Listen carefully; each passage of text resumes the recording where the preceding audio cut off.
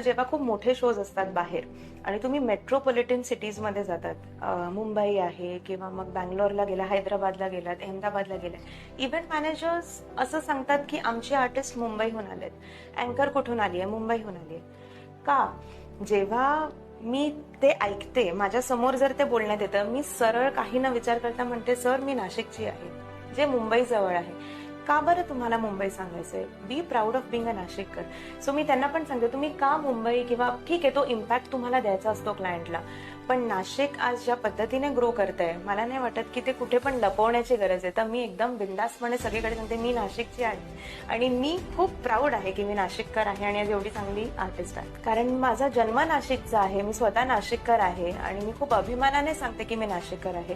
So ज्या पद्धतीने नाशिकने माझ्यावर प्रेम केलं आहे एवढे वर्ष, त्यामुळेच मी एवढे सक्सेसफुल झाली आहे.